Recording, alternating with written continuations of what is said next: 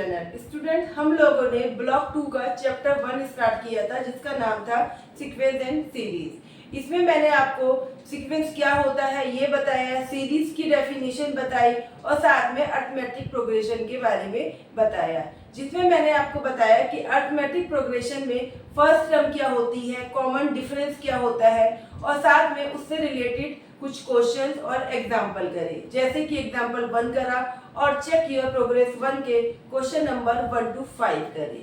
आज की वीडियो में उसी एक्सरसाइज को हम लोग कंटिन्यू करेंगे और अरिथमेटिक प्रोग्रेशन के बारे में और आगे में पढ़ेंगे। आज की वीडियो में बेटा मैं आपको बताने वाली हूँ कि किसी अरिथमेटिक प्रोग्रेशन में nth टर्म क्या होती है और वो कैसे कैलकुलेट की जाती है। तो चलिए स्टार्ट करते हैं। लेकिन जैसा कि मैं हमेशा कहती हूँ कि आपको जितनी इम्पोर्टेंस आपकी चेक योर प्रोग्रेस की है उतनी ही इम्पोर्टेंस आपकी एग्जाम्पल की भी है। तो चलिए स्टार्ट करते हैं कि किसी अरिथमेटिक प्रोग्रेशन की nth टर्म क्या होती है। तो चलिए स्टूडेंट, एग्जाम्पल नंबर 2 करने से पहले मैं आपको बताती हूँ कि nth टर्म क्या होती है। एक एपी की अरिथमेटिक प्रोग्रेशन में nth टर्म क्या होती है। तो चलिए एक एग्जाम्पल ले लेते हैं। मैंने एक एपी लिया, तो 1 3 5 7 9, ठीक है। ये आपकी 1 3 5 7 9 करके मैंने एक एपी ले लिया। अब यहाँ पे जो 1 है ये आपकी क्या है, फर्स्ट टर्म है। 1 क्या है, आपकी फर्स्ट टर्म है, यानी इसको किससे डिनोट करते हैं, ए से। ए कितना है आपका 1 है। आपका डी कितना है, यहाँ पे डी आपका 2 है। कॉमन डिफरेंस कितने का चल रहा है, 2 का चल रहा है। 1 के बाद 3, 3 के बाद 5, 5 के बाद 7, यानी कि हर बार क्या हो रहा है, 2 प्लस हो रहा है। अगर मैं यहाँ पे देखूं तो फर्स्ट टर्म 1 है, यानी 1 क्या है आपकी फर्स्ट टर्म है, 3 क्या है सेकंड टर्म है, 5 क्या है थर्ड टर्म है, 7 क्या है फोर्थ टर्म है, ये फिफ्थ टर्म है। ऐसे करके एक एक टर्म आगे बढ़ते जा रहे हैं, है ना। इसको ये फर्स्ट टर्म है, ये सेकंड हो गई, ये थर्ड, ये फोर्थ, ये फिफ्थ। अब हम लोगों ने जब चेक योर प्रोग्रेस 1 का क्वेश्चन नंबर 1 से लेकर 5 तक करे थे, तो वो क्वेश्चन में आपसे ए पूछा गया था और डी पूछा गया था और आगे की 4 टर्म्स पूछी गई थी। आगे की 4 टर्म्स पूछी गई थी, यानी कि जो लास्ट दे रखी है 9, इसके बाद की 4 वैल्यूज क्या होगी, इन टर्म्स में क्या वैल्यू होगी। तो आप लोगों ने क्या किया था कि 9 दे रखा है, आपने देखा कि डी की वैल्यू 2 है तो उसमें 2 प्लस करते गए, यानी कि 9 के बाद अगली टर्म क्या थी, 11, फिर 13, देन 15 और एट लास्ट 17। ये टर्म्स आपने निकाली। ये टर्म्स आप कैसे निकाली कि आपको पता था कि डी मतलब 2 है, डी मतलब डिफरेंस, इसकी वैल्यू 2 है। तो 9 के बाद 2 प्लस करते गए, 2 प्लस करा तो 11 आ गया, 11 में 2 प्लस करा तो 13 आ गया, 13 में 2 15 और फिर 17 आ गया। तो इस तरीके से अगर मैं देखूं तो ये 1 क्या है, फर्स्ट टर्म है, ये सेकंड, ये थर्ड, ये फोर्थ, ये फिफ्थ, फिर ये 6 टर्म निकल कर आ गई, 7 निकल कर आ गई, 8 निकल कर आ गई, 9 निकल कर आ गई और ऐसे ये टर्म आगे निकलती रहेगी। 9 टर्म, 10 टर्म, इनकी कोई लिमिट नहीं है ना। आप 2 प्लस करते जाइए तो ये क्या होगा, ये आगे वैल्यूज बढ़ती रहेगी। अब यहाँ पे जब आपको नेक्स्ट 4 टर्म्स बोली गई थी तो आपने देखा कि डी की वैल्यू 2 है और 2 प्लस प्लस करते चले गए, ठीक है बच्चे। लेकिन अगर आपको बोला जाए कि इस वाली अरिथमेटिक प्रोग्रेशन में आप लोग 24 टर्म निकालो, 24 टर्म निकालो, यानी कि ये फर्स्ट टर्म है, ये सेकंड, थर्ड, फोर्थ, फिफ्थ, 6, 7, 8, 9, 10, 11, 12 करते करते कहां पे पहुंचना है, 24 टर्म। यानी कि 24 टर्म पे क्या वैल्यू आ रही है वो बतानी है। तो एक तरीका तो बेटा ये है कि जैसे मैंने 11 निकाला, 13 निकाला, 15 निकाला, 17 निकाला, ऐसे एक एक करके आगे बढ़ती जाऊं और 24 टर्म तक पहुंच जाऊं। ये मेरी फर्स्ट टर्म है, ये सेकंड हो गई, ये थर्ड, ये फोर्थ, फिफ्थ, 6, 7, 8, 9। ये जो 17 निकला है ये कौन सी टर्म है, 9th टर्म है, ये 9 टर्म है ना। 9 टर्म पे क्या वैल्यू आ रही है, 17 आ रही है। क्वेश्चन में बोला गया कि 24 टर्म निकालो, यानी 24 टर्म पे क्या वैल्यू आ रही है वो बतानी है। तो 2 प्लस करते जाइए, 17 में 2 करिए, 19 में 21 में फिर 2 23, ऐसे करते करते 24 टर्म की वैल्यू निकल कर आ जाएगी। पर क्या ये बहुत लंबा प्रोसेस नहीं हो जाएगा?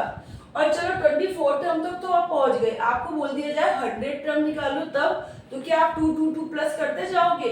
ऐसे करते करते तो ये बहुत लंबा क्वेश्चन हो जाएगा।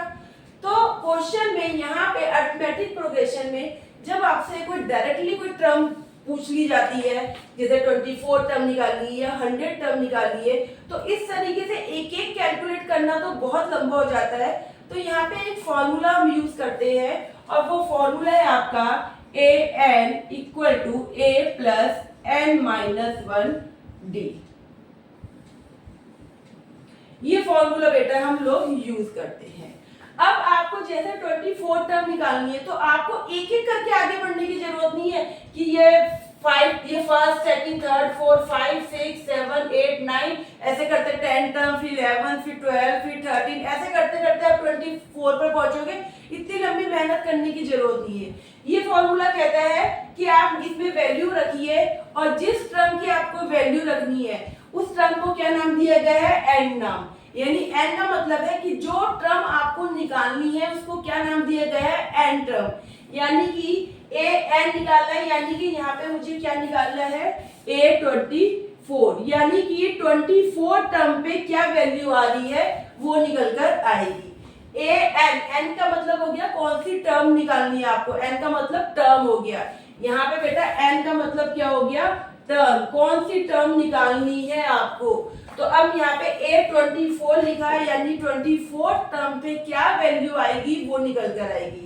तो चलिए पहले 24 निकालने से पहले मैं आपको इजी सा करके दिखाती हूँ। यहाँ पे मैंने 11 निकाला था, है ना? 9 में 2 प्लस करा तो कितना आया? 11। ये कौन सी टर्म है?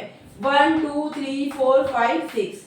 यानी बेटा ये कौन सी टर्म है? A6 है ना? यानी 6 टर्म पे कितनी वैल्यू आ रही है? 11 आ रही है।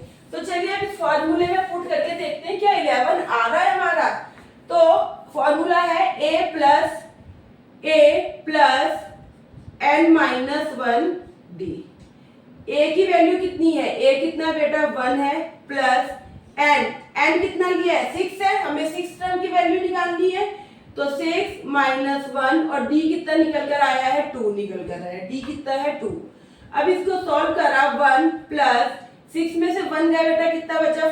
5 को 2 से मल्टीप्लाई करा तो कितना आ गया? 10। और ये देखिए कितना निकल कर आया आपकी A6 कितनी निकल कर आई है? 11। यानी क्या, और इसका क्या मतलब है कि इस वाले AP में 6 टर्म पे क्या वैल्यू आएगी? 11। तो देखिए 11 ही तो था, हम ठीक है, हम लोगों ने चेक भी कर लिया कि A6 पे 1 2 3 4 5 6 टर्म पे कौन सी वैल्यू निकल कर आई है? 11 निकल कर आई है। तो देखिए मैंने फॉर्मूले में पुट करा तो 11 निकल कर आ गया। अब चलिए ये 6 था, 7 8 9 में 9 टर्म के ऊपर करके देखते हैं। 9 टर्म के ऊपर रख के देखते हैं कि क्या 17 आ रहा है। A9 निकालना है हमें, ठीक है बेटा। यानी n की वैल्यू क्या हो गई? यहाँ पे 9 हो गई। तो चलिए फॉर्मूले में पुट करते हैं a की वैल्यू 1 है, प्लस n मतलब 9 टर्म की वैल्यू निकालनी है। 9 माइनस 1 इंटू d कितना दे रखा है? 2 दे रखा है। 1 प्लस 9 में से 1 गया 8 को 2 से मल्टीप्लाई करा 16। ये लीजिए कितना आंसर आ गया? 17। यानी कि A9 9 टर्म पर क्या वैल्यू आ रही है? 17। तो 17 ही तो आ रही है। तो अब जब उससे 24 टर्म पूछी गई है तो क्या ऐसे एक एक स्टेप करके आगे बढ़ना बेटर है? नहीं, इसमें तो बहुत टाइम लगेगा। तो क्यों ना हम डायरेक्ट फॉर्मूले में पुट करें और A20 टर्म निकाल लें। तो A24 टर्म निकालनी है तो A की वैल्यू 1 है, प्लस n का मतलब 24 टर्म निकालनी है, यानी 24 रखा मैंने, माइनस 1 और d की वैल्यू 2 है। 1 प्लस 24 में से 1 गया 23 इंटू 2 हो गया। 1 प्लस ये कितना हो गया? 46। 2 2 जा 4, 2 3 जा 6। तो यानी कि आपका आंसर कितना आ गया? 47। यानी कि 24 टर्म पे, यानी आप जब ऐसे 2 प्लस करते जाओगे तो 24 टर्म पे क्या वैल्यू आ रही है? 47 आ रही है। 24 टर्म पे क्या वैल्यू आ रही है बेटा? 47 आ रही है। तो ये आपके किसी अरिथमेटिक प्रोग्रेशन में एपी के अंदर nth टर्म निकालने का फॉर्मूला है, यानी कि इसमें कौन सी टर्म पे क्या वैल्यू आएगी, इस फॉर्मूले के थ्रू आप लोग निकाल सकते हो। लेकिन आपको क्या पता होना चाहिए, आपको a पता होना चाहिए, d पता होना चाहिए और n की वैल्यू यानी कौन सी टर्म निकालनी है वो पता होना चाहिए। आप डायरेक्ट इस फॉर्मूले में पुट करिए और आपकी वैल्यू निकल कर आ जाएगी। इस तरीके से बेटा आप लोग, अभी तो मैंने A24 निकाला, आप इस तरीके से A100 भी निकाल सकते हो, यानी 100 टर्म में इसमें क्या वैल्यू होगी, आप कोई से भी नंबर की कोई से भी टर्म की वैल्यू निकाल सकते हो इस फॉर्मूले में पुट करके। तो ये ज्यादा बेटर है कंपैरिजन की एक एक करके आगे बढ़ने से। तो आपका जो अब एग्जांपल नंबर 2 है वो इससे ही रिलेटेड है। तो चलिए अब हम स्टार्ट करते हैं एग्जांपल नंबर 2। चलिए स्टूडेंट, अब एग्जांपल नंबर 2 स्टार्ट कर रहे हैं। इसमें लिखा है find the 18th, 23rd and nth term of an AP की आपको 18 टर्म निकालनी है, 23rd टर्म निकालनी है और nth टर्म निकालनी है। तो बेटा आपकी जो ये एपी दे रखी है इसमें आपकी ए क्या है, फर्स्ट टर्म क्या है -11, डी कितना है आपका, डी का मतलब कॉमन डिफरेंस। तो क्या करना है आपको, पीछे वाली आगे वाली टर्म में से पीछे वाली टर्म माइनस करनी है, यानी कि -9 में से माइनस करना है आपको -11। तो ये -9 + 11 हो गया, तो ये क्या आ गया, 2 आ गया और प्लस का आ गया, है ना, प्लस का आ गया। क्यों, क्योंकि 11 की वैल्यू क्या है, प्लस की वैल्यू बढ़ी है 11, तो प्लस का 2 आ गया। तो डी कितना निकल कर आ गया आपका, 2 निकल कर आ गया। ठीक है बेटा, ए आपका -11 है, फर्स्ट टर्म -11 है और डिफरेंस कितने का चल रहा है, 2 का डिफरेंस चल रहा है। अब आपको क्वेश्चन में बोला गया है कि 18 टर्म निकालिए। ठीक है, अब 18 टर्म का एक तो तरीका जैसे हमने अभी करा है कि भाई 2 का डिफरेंस है तो 2 2 2 करते जाइए, प्लस प्लस प्लस तो निकल कर आ जाएगा, है ना। लेकिन भाई 18 निकालने में तो बड़ा टाइम लगेगा, फिर उसके बाद 20 टर्म, तो 23rd टर्म निकालने में और भी ज्यादा टाइम लगेगा। तो फॉर्मूला क्या था, a प्लस n-1 d, ये आपका फॉर्मूला था, a प्लस n-1 d। ठीक है बेटा, यहाँ लिख देती हूँ, आपका फॉर्मूला क्या था, a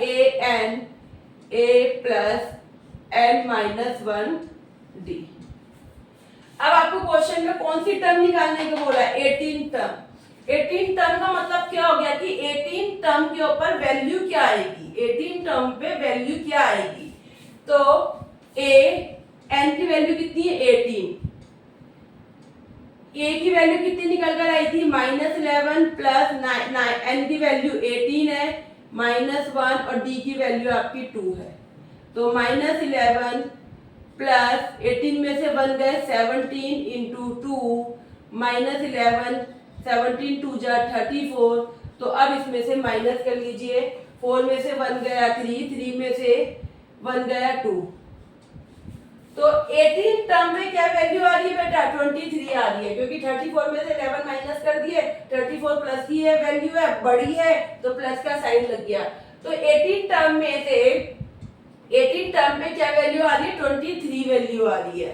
ठीक है बेटा, ऐसे ही अगर आपको A23 टर्म पे निकालना है, A23 निकालना है कि 23 टर्म पे 23rd टर्म पे क्या वैल्यू आ रही है, तो A की वैल्यू क्या है, -11 प्लस n की वैल्यू यहाँ पे अब क्या हो गई, 23 -1 और d कितना है आपका 2 है, -11 प्लस 23 में से बन गया 22 इंटू 2 -11 प्लस 44, तो ये क्या आ गया, 33 आ गया।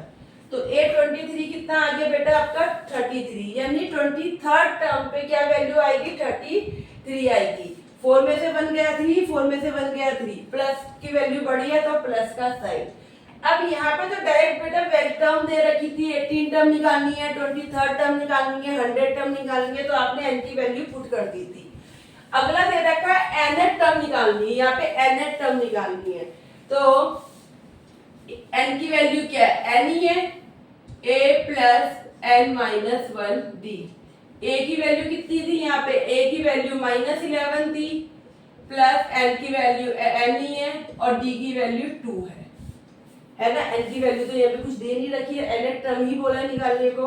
तो चलिए सॉल्व करते हैं। -11 2 को n से करा तो 2n हो गया, -2 को 1 से किया तो 2 हो गया। तो बेटा अब -11 और -2 कितने हो गए, माइनस के 13, है ना। माइनस माइनस प्लस होता है, प्लस कर दिया, साइन माइनस का ही लगता है, प्लस 2n। यानी कि आपकी nth टर्म कितनी आई है, आपकी nth टर्म जो आई है वो -13 प्लस 2n आई है। मतलब आपको कंफ्यूज नहीं होना कि भाई ये इसमें तो n की वैल्यू नहीं दे रखी तो कैसे निकलेगा, सॉल्व कैसे होगा। इसमें जो आंसर आएगा वो n की फॉर्म में ही आएगा। तो nth टर्म जो आई है आपकी an जो है वो कितना आया, -13 प्लस 2n। तो क्वेश्चन में आपसे 18 टर्म पूछा गया था, 23rd टर्म पूछा गया था और nth टर्म पूछा गया था। तो बेटा 18 टर्म हमने निकाला, 23rd टर्म निकाल लिया और nth टर्म निकाल दिया। ये आपका एग्जांपल नंबर 2 कंप्लीट हो गया है। आई होप आप लोगों को अच्छे से क्लियर हो गया होगा कि nth टर्म कैसे निकाले जाती है, nth टर्म का क्या मतलब होता है, ठीक है, और उसके लिए क्या फॉर्मूले को हमें यूज करना है। चलिए अब एग्जांपल 2 कर लिया। एग्जांपल 2 में आपने सीख लिया कि कोई टर्म कैसे निकालनी है। अब इस टर्म का यूज करके और कैसे क्वेश्चन आ सकते हैं वो करते हैं। तो इसके लिए अब हम करते हैं एग्जांपल नंबर 3। तो चलिए स्टूडेंट, अब एग्जांपल 2 करने के बाद अब मैं आपको करवा रही हूँ एग्जांपल नंबर 3। तो एग्जांपल 3 में बेटा लिखा है which term of AP 3, 15, 27, 39 will be 132 more than its 54 term. कह रहा है कि आपको एक AP दे रखा है 3, 15, 27, 39। अब यहाँ पे वो आपको डायरेक्ट nth टर्म निकालने को नहीं कह रहा, वो डायरेक्ट ये नहीं कह रहा क्वेश्चन में कि 24 टर्म निकालिए, 18 टर्म निकालिए, 14 टर्म निकालिए, वो ऐसा कुछ नहीं कह रहा।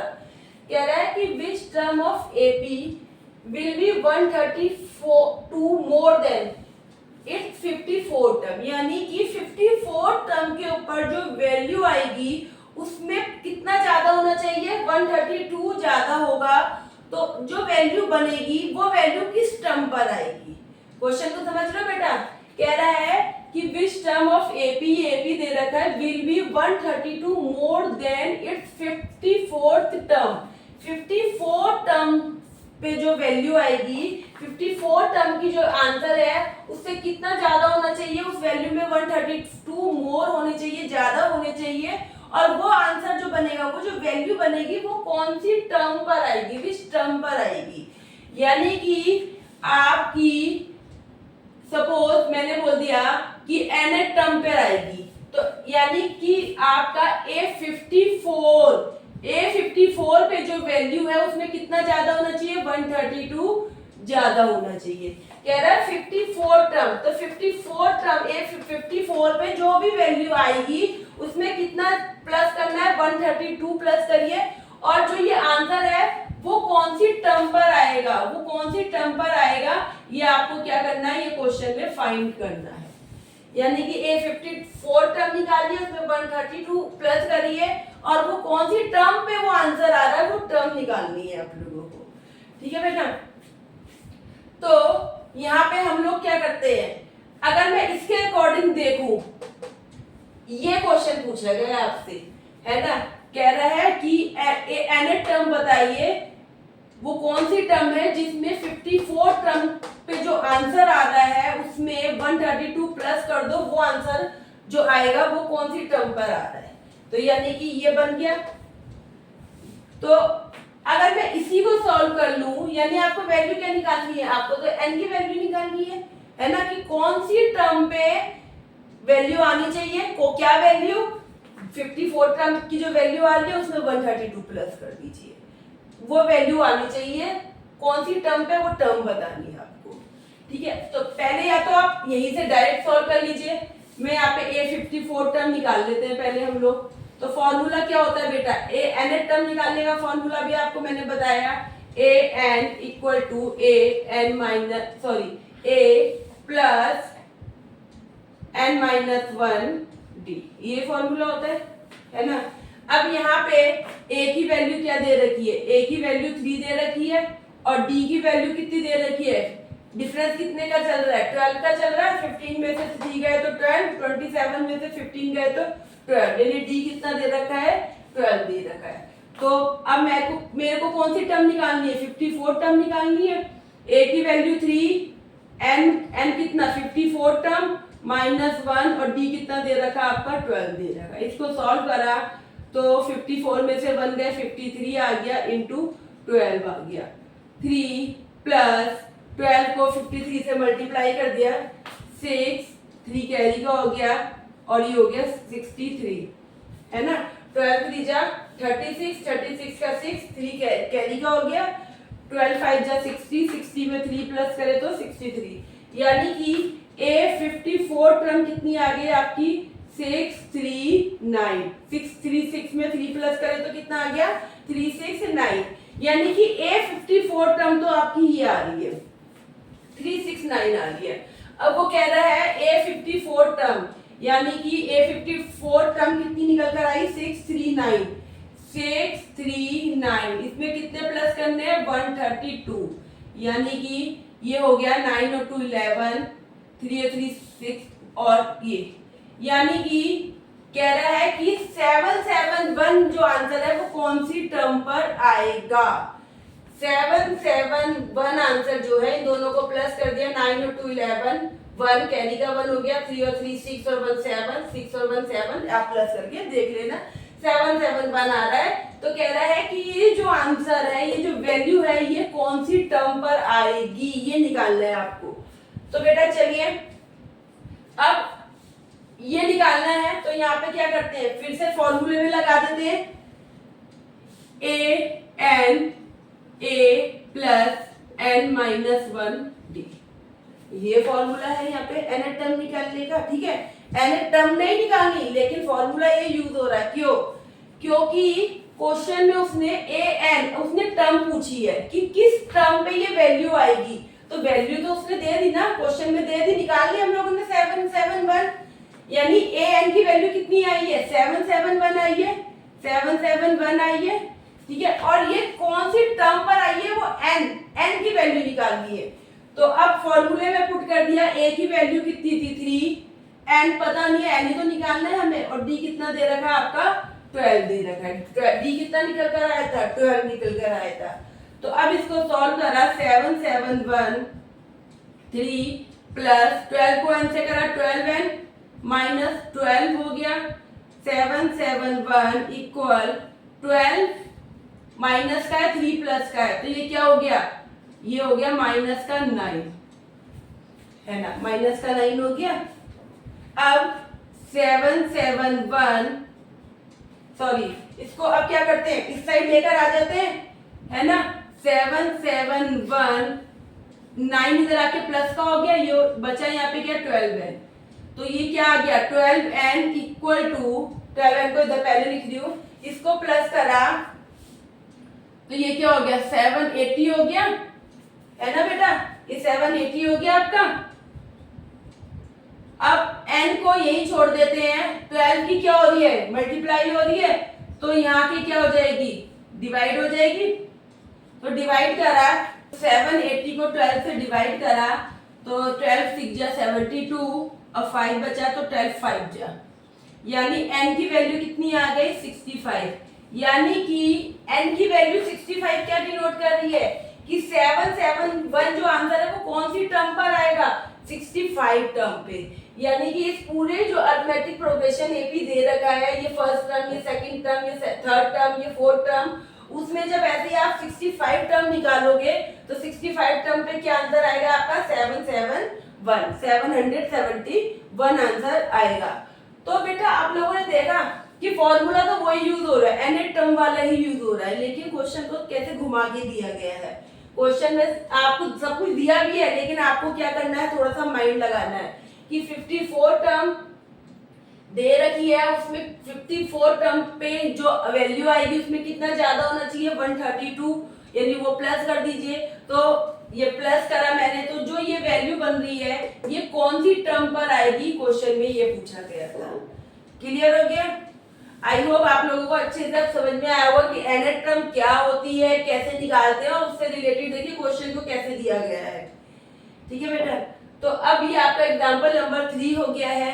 अब इसके बाद मैं आपको चेक योर प्रोग्रेस 1 के क्वेश्चंस करवा रही हूँ। तो चलिए स्टार्ट करते हैं चेक योर प्रोग्रेस 1 के क्वेश्चंस। तो स्टूडेंट, अब आपकी चेक योर प्रोग्रेस 1 का क्वेश्चन नंबर 7 मैं आपको करवा रही हूँ। क्वेश्चन में लिखा है कि फाइंड के सो दैट 2/3 माइनस के कॉमा के कॉमा 5/8 माइनस के consecutive term of an AP. आपको एपी दे रखा है, कॉन्जिक्यूटिव टर्म दे रखी है, मतलब एक के बाद एक आने वाली टर्म, और कह रहा है कि के की वैल्यू निकाल के दिखाइए। ठीक है बेटा, अब यहाँ पे तो nth टर्म का या इन सब चीजों का कोई यूज ही नहीं है। यहाँ पे सिर्फ आपको के की वैल्यू निकालनी है। तो यहाँ पे क्वेश्चन में क्या बोला है, ये क्या दे रखी है, कॉन्जिक्यूटिव टर्म दे रखी है, मतलब एक के बाद एक आने वाली। तो हम लोगों ने पढ़ा है कि एपी के अंदर जब कॉन्जिक्यूटिव टर्म्स होती हैं तो उनका डिफरेंस हमेशा क्या होता है, सेम होता है ना। आपको मैंने अभी करवाया था क्वेश्चन 1, 3, 5, 7, 9। तो 1 और 3 के बीच में कितने का डिफरेंस है, 2। 3 और 5 के बीच में भी 2, 5 और 7 के बीच में भी 2, यानी कि डिफरेंस तो तभी तो एपी बना ही है ना। एपी का तो मतलब ही यही है कि जो बीच का डिफरेंस है वो सेम होता है, एक रूल फॉलो करता है, एक पैटर्न फॉलो होता है, और बीच का डिफरेंस क्या होता है, इक्वल होता है। तो अब यहाँ पे ये कॉन्जिक्यूटिव टर्म दे रखी है, यानी कि first term, second term, third term. तो यानी अगर सेकंड टर्म में से फर्स्ट टर्म माइनस करूं या फिर थर्ड टर्म में से सेकंड टर्म माइनस करूं, इक्वल आना चाहिए डिफरेंस, तो है ना। यानी कि फर्स्ट टर्म सेकंड टर्म आपका 2/3 माइनस के, ये आपकी फर्स्ट टर्म हो गई, ये सेकंड टर्म हो गई, और ये 5/8 माइनस के क्या हो गई, आपकी थर्ड टर्म हो गई। तो first term, second term, third term. तो सेकंड टर्म में से सेकंड टर्म है आपकी के, इसमें से फर्स्ट टर्म माइनस करूं 2/3 माइनस के, वो किसके इक्वल होना चाहिए, 5/8 माइनस के में से माइनस करा के, है ना, सेम होना चाहिए ना, है ना बच्चे। भाई इस सेकंड टर्म में से फर्स्ट टर्म माइनस करो या थर्ड टर्म में से सेकंड करो, डिफरेंस तो सेम होना होगा, हमेशा एपी में डिफरेंस सेम होता है। तो कह रहा है कि आपको क्या करना है, के की वैल्यू निकालनी है।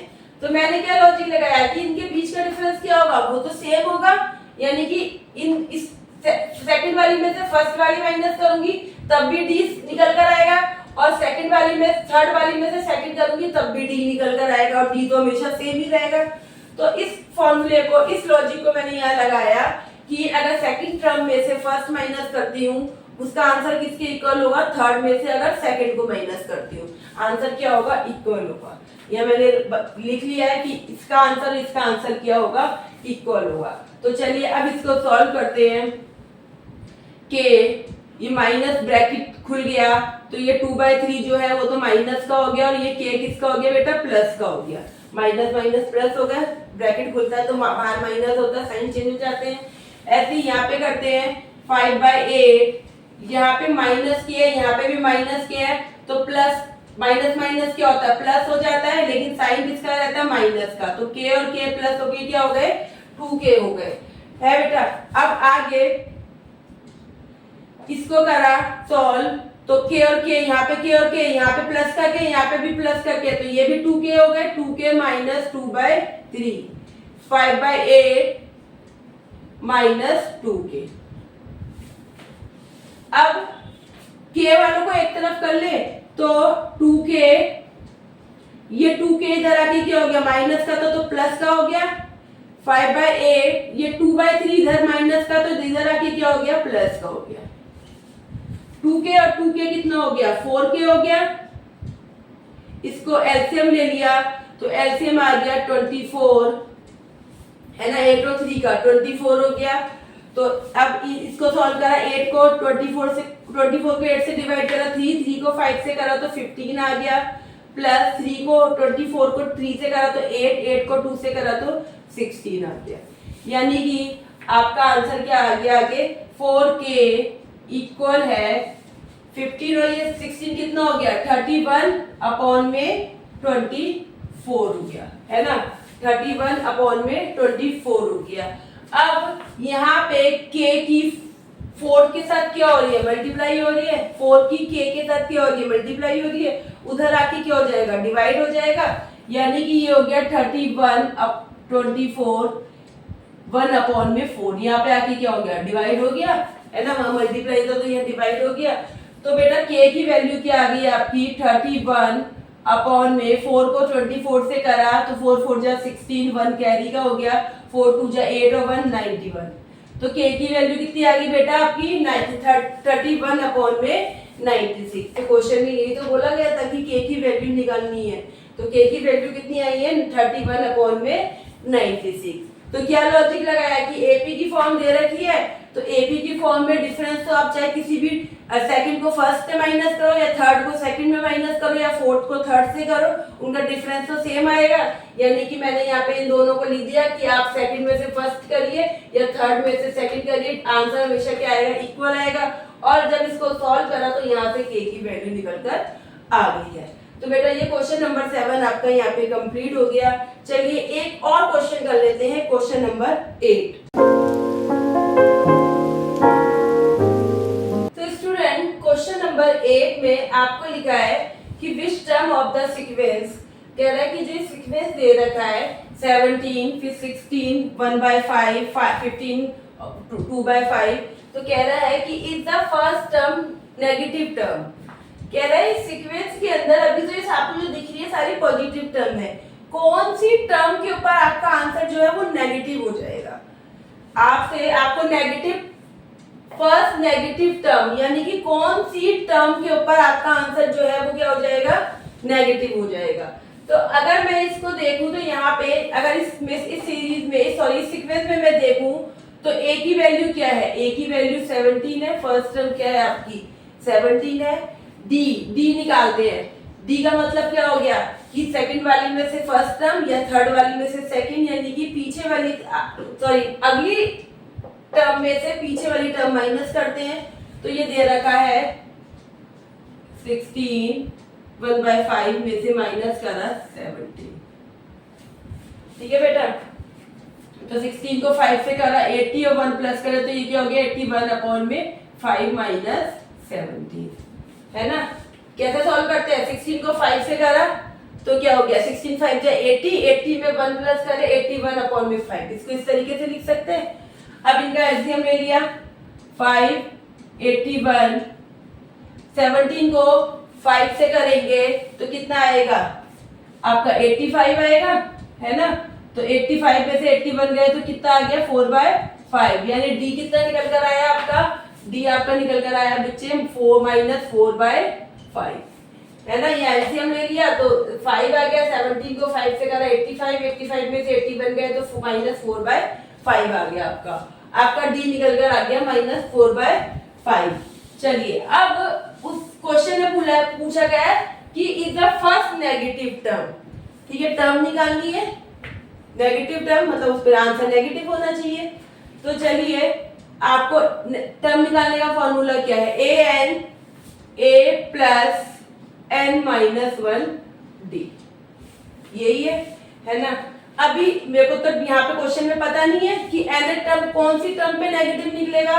तो चलिए अभी यहाँ पे a की वैल्यू पुट करते हैं 17 प्लस n पता नहीं है माइनस 1, d कितना है माइनस 4/5, है ना। अब 17 प्लस अब माइनस 4/5 को n से करा तो ये आ गया माइनस 4/5n, और माइनस 4/5 को माइनस 1 से किया तो प्लस का 4/5 आ गया। इसको फर्दर हमने सॉल्व किया तो ये क्या हो गया 17 प्लस 4/5 माइनस 4/5n, एलसीएम ले लिया इनका तो 5 हो गया एलसीएम।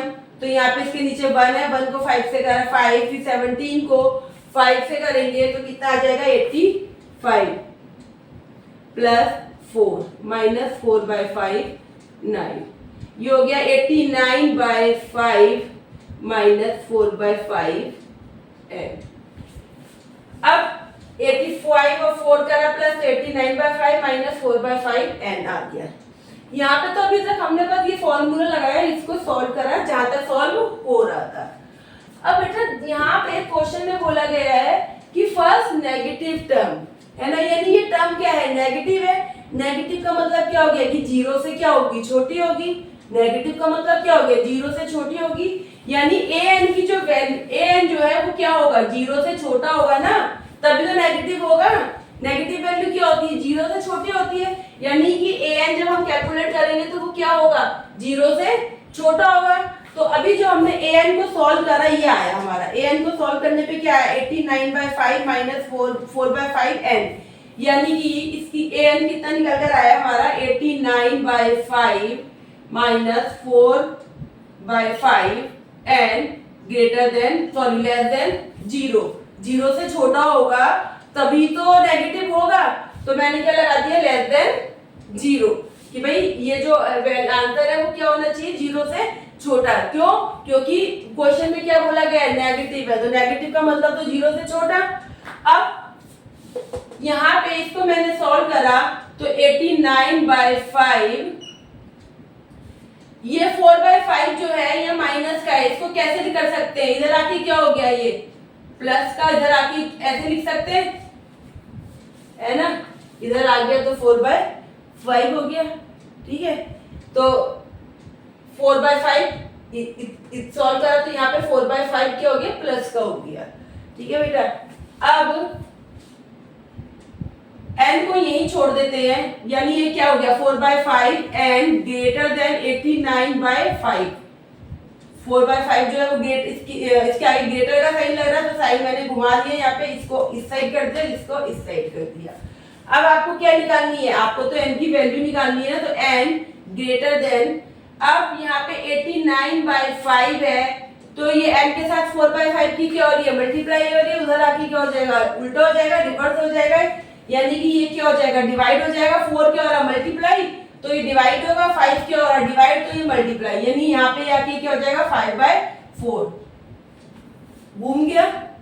अब इसको सॉल्व करा, n ग्रेटर देन, ये 5 से 5 कट गया, 89/4, यानी कि कौन सी टर्म है, तो वो टर्म क्या है, 89/4, यानी कि इसको अगर आप सॉल्व करते हैं, 89 को 4 से डिवाइड करते हैं, तो 4 2 जा 8, 4 2 जा 8 है ना, तो आप इसे क्या लिख सकते हैं, n 22 1/4 है ना, ऐसे लिख सकते हो आप इसे। रिमाइंडर ऊपर आ गया, ये 22 साइड में अपॉन में 4 था, यानी कि अगर इस अब ऐसे तो 22 ये 1/4, ये तो पॉइंट के अंदर भी आ जाएगा अंदर, तो इसको हम क्या कर देते हैं, यानी n की वैल्यू क्या हो गई बेटा, n की वैल्यू हो गई आपकी 23, इसे अगर राउंड ऑफ करें तो ये क्या हो जाएगा, 23। तो ठीक है बेटा, तो n की क्या आंसर आया आपका कि 23rd टर्म के अंदर 23rd फर्स्ट नेगेटिव टर्म है आपकी, जो क्वेश्चन में बोला गया, पूछा गया था कि which term of the sequence is the first negative term, तो वो कौन सी टर्म है, 23rd टर्म है आपकी। तो यहाँ पे आपका क्वेश्चन नंबर 8 कंप्लीट हो गया है। तो आई होप आप लोगों को अभी अच्छे से समझ में आ गया होगा कि किसी एपी के अंदर एन टर्म क्या होती है, उसे कैसे निकाला जाता है, क्या फॉर्मूला यूज किया जाता है, और उस फॉर्मूले का यूज करके और अलग अलग तरीके से हम क्वेश्चन कैसे कर सकते हैं। तो आई होप आप लोगों को बहुत अच्छे से क्लियर हो गया होगा। अगर आपके मन में कोई डाउट है, कहीं आपको प्रॉब्लम आ रही है, तो आप कमेंट करके मुझसे पूछ सकते हैं, मैं डेफिनेटली आपके आंसर का रिप्लाई करूंगी। लेकिन बेटा आप लोग पढ़िए, क्वेश्चंस करिए, चेक योर प्रोग्रेस के भी करिए और साथ में एग्जाम्पल भी करिए, क्योंकि मैं बार बार एक लाइन बोलती हूँ कि जितनी इंपॉर्टेंस आपकी एक्सरसाइज की है उतनी ही इंपॉर्टेंस आपकी एग्जाम्पल की भी है। आज की वीडियो में इतना ही, फिर मिलेंगे नई वीडियो में। लेकिन जाने से पहले हमारी वीडियो को लाइक करें, अपने फ्रेंड के साथ शेयर करें और चैनल को सब्सक्राइब जरूर करें। Thank you for watching.